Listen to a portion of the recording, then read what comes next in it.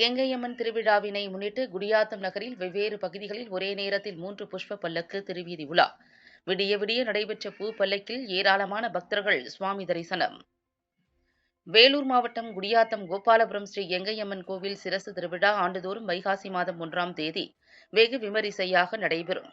இதனிடையே கடந்த செவ்வாய்க்கிழமை கெங்கையம்மன் சிரசு திருவிழா வெகு விமரிசையாக நடைபெற்றது. இதில் பல லட்சம் பக்தர்கள் கலந்து கொண்டு சுவாமி தரிசனம் செய்தனர்.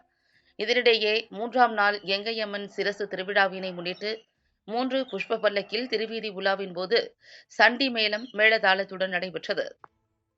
கோபாலபுரம் கெங்கையம்மன் கோவிலில் இருந்து ஒரு பூப்பல்லக்கும், காளியம்மன் கோவில் அருகே இருந்து புஷ்ப வியாபாரிகள் சங்கம் சார்பாக ஒரு பூப்பல்லக்கும், நடுப்பேட்டை அகமுடையார் இளைஞர் நற்பணி மன்றம் சார்பாக நடுப்பேட்டை காசி விஸ்வநாதர் கோவிலில் இருந்து ஒரு பூப்பல்லக்கு என 3 பூப்பல்லக்கில் ஒரே நாளில் குடியாத்தம் நகரில் வலம் வந்தது. இதனால் குடியாத்தம் நகரம் முழுவதும் இரவிலும் விழா கோலம் பூண்டது.